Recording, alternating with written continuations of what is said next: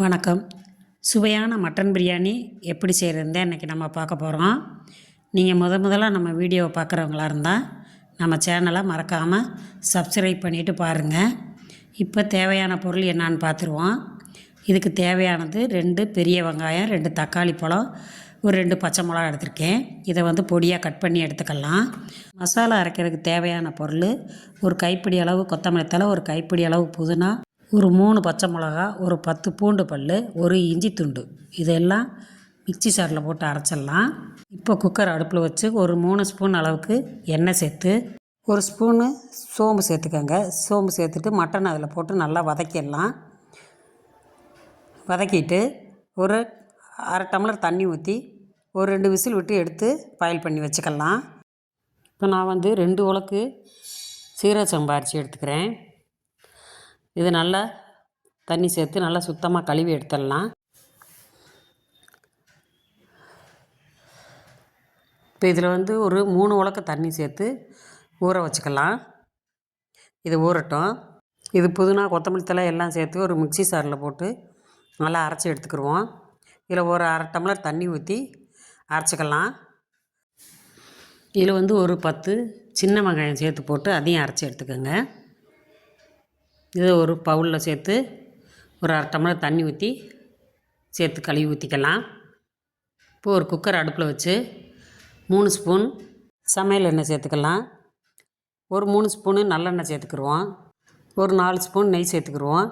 இதில் ஒரு ஸ்பூன் சோம்பு, ஒரு சின்ன பட்டை, ஒரு அன்னாச்சி பூ, 2 ஏலக்காய், 2 கிராம்பு, ஒரு 4-5 முந்திரி பருப்பு, ஒரு பிஞ்சு இலை சேர்த்து நல்லா வதக்கி எடுத்துடலாம். அது பொரிஞ்சோடனே கொத்தமல்லி தழை, புதினா போட்டு நல்லா வதக்கிடுங்க.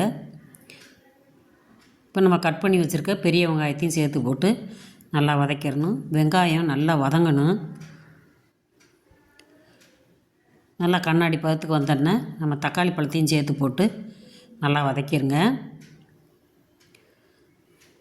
தக்காளி பழம், வெங்காயம் எல்லாம் நல்லா வதங்கினாத்தான் வாசம் வர்ற வரைக்கும் நல்லா வதக்கிடுவோம். தேவையான அளவு உப்பு சேர்த்து வதக்கினோம்னா தக்காளி பழம் சீக்கிரமாக வதங்கிடும்.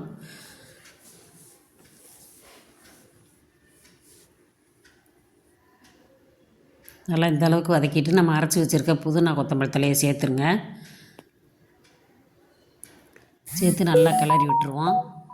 இதை நல்லா கலந்து விட்டதுக்கு பின்னாடி ஒரு 2 ஸ்பூன் பிரியாணி மசாலா, ஒரு ஸ்பூன் தனி மிளகா பொடி சேர்த்து நல்லா கலந்து விட்டுருங்க. இதை நல்லா கலந்து விட்டுட்டு நம்ம வேக வச்சுருந்த மட்டனையும் அதில் சேர்த்துருவோம்.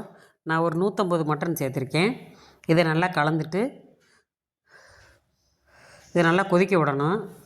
ஒரு 2 நிமிஷம் அப்படியே நம்ம மூடி போட்டு வச்சிடலாம். இப்போ பாருங்கள்,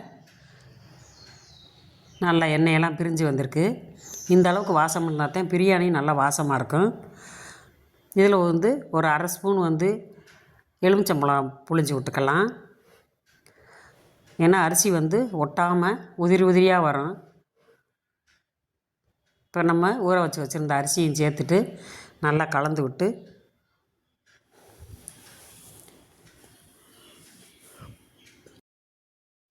குக்கர் மூடியை லைட்டாக மூடி வைப்போம்.